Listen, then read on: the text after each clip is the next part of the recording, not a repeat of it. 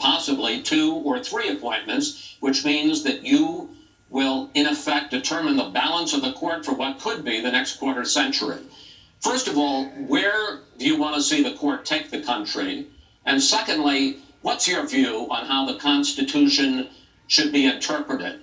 Do the founders' words mean what they say, or is it a living document to be applied flexibly according to changing circumstances? In this segment, Secretary Clinton, you go first. You have 2 minutes. Thank you very much, Chris, and thanks to UNLV for hosting us. I think when we talk about the Supreme Court, it really raises the central issue in this election. Namely, what kind of country are we going to be? What kind of opportunities will we provide for our citizens? What kind of rights will Americans have? And I feel strongly that the Supreme Court needs to stand on the side of the American people, not on the side of the powerful corporations and the wealthy. For me, that means that we need a Supreme Court that will stand up on behalf of women's rights, on behalf of the rights of the LGBT community, that will stand up and say no to Citizens United, a decision that has undermined the election system in our country because of the way it permits dark, unaccountable money to come into our electoral system. I have major disagreements with my opponent about these issues and others that will be before the Supreme Court.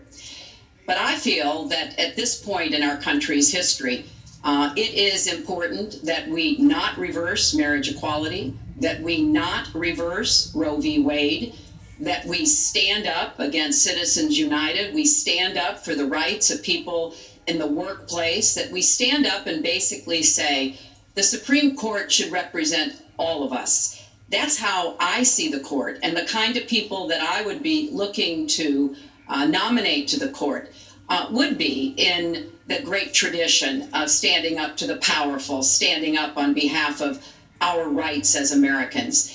And I look forward to having that opportunity. I would hope that the Senate would do its job and confirm the nominee that President Obama has sent to them.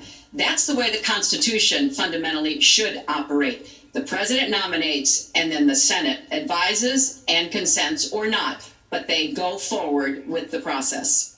Secretary Clinton, thank you. Mr. Trump, same question. Where do you want to see the court take the country, and how do you believe the Constitution should be interpreted?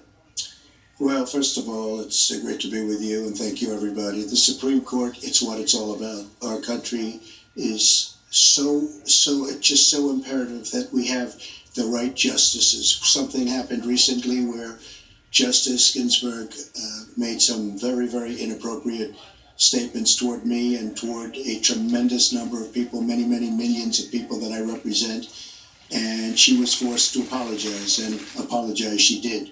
But these were statements that should never, ever have been made.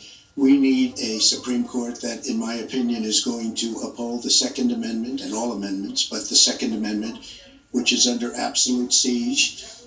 I believe if my opponent should win this race, which I truly don't think will happen, we will have a Second Amendment which will be a very, very small replica of what it is right now.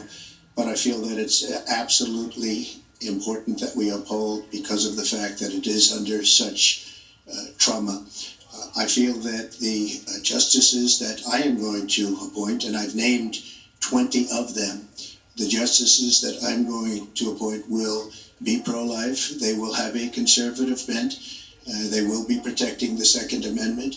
They are great scholars in all cases, and they're people of tremendous respect. They will interpret the Constitution the way the founders wanted it interpreted, and I believe that's very, very important. I don't think we should have justices appointed that decide what they want to hear.